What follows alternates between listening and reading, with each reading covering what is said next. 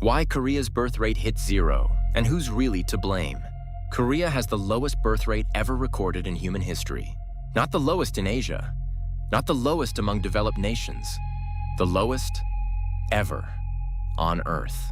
And the most common explanation you'll hear? Young Koreans just want to enjoy their lives, travel, freedom, themselves. It sounds reasonable. It might even sound familiar because you've probably heard the same thing said about millennials in your own country. But what if that explanation is completely wrong? Korea has the lowest birth rate ever recorded in human history. Professor Joan Williams is a legal scholar at UC Hastings. She studies work, gender, and family across societies. When she looked at Korea, she didn't find a generation that didn't want children. She found something else entirely. What I saw were people who felt they couldn't do right by their children, and that's why they were choosing not to have them.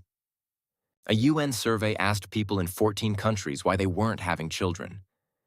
In Korea, 58% said financial constraints. That was the highest figure of any country surveyed. Let's put that in human terms.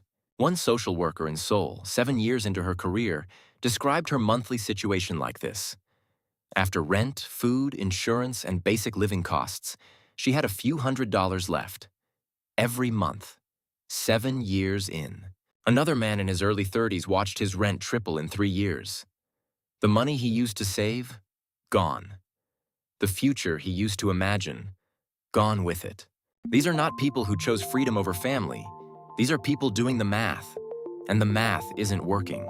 To understand why this is happening, you have to understand how Korea got here.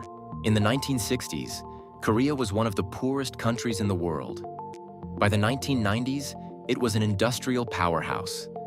That transformation, one of the fastest in modern history, was built on one thing: total commitment to work. Longer hours, more output, no complaints. It was the formula that created the Korean economic miracle. But Professor Williams describes what's happening now as the exact same values, working in reverse. The ideal Korean worker, as the system still defines it today, is someone who enters the workforce in their early 20s, works full-time, often far beyond full-time, for 40 years, with no meaningful breaks for childbirth, childcare, or anything else. She calls it plainly, a system perfectly designed for the workforce of 1950. For men married to full-time homemakers, that workforce no longer exists. Korean women are now among the most educated in the OECD. Yet Korea has the largest gender pay gap in the developed world. Women who take maternity leave return to find their promotion track quietly closed. One woman spent 10 years at the same rank after 2 pregnancies. Not because she underperformed, but because the system treated absence as failure. And men aren't escaping this either. Young Korean men still feel the pressure of being the primary provider in a housing market where a deposit on a modest apartment can take a decade to save. As Williams put it, there's a serious mismatch in expectations. Men have one set of expectations about what family looks like. Women have another. And neither can actually deliver on what they imagined. The system forces everyone into the same impossible choice: your career or your family. Pick one. Before we go further, let's anchor this in data: 0.72. That's Korea's total fertility rate in 2023. A rate of 2.1 is needed just to maintain a population. Korea is less than a third of that. No country in recorded history has sustained a rate this low: 31%. That's the gender wage gap in Korea, the highest in the OECD by a significant margin. For context, the OECD average is around 12%. And last place, Korea ranks dead last in actual usage of parental leave among 19 OECD nations surveyed. The policy exists, the law exists. Almost no one uses it because the workplace culture makes using it feel like career suicide.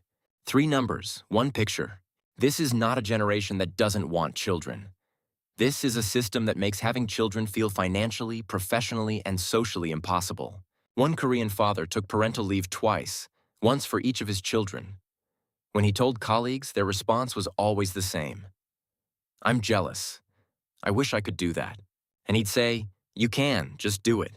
And they'd say, "I can't afford to." He knew most of them earned more than he did.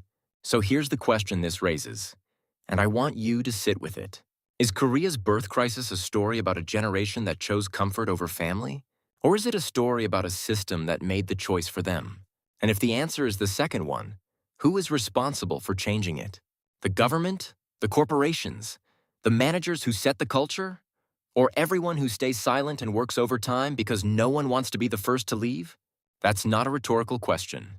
Leave your answer in the comments. Korea built an economic miracle on the belief that sacrifice today pays off tomorrow. The generation being asked to sacrifice today looked at what tomorrow actually looks like and decided the math doesn't add up. That's not selfishness, that's arithmetic.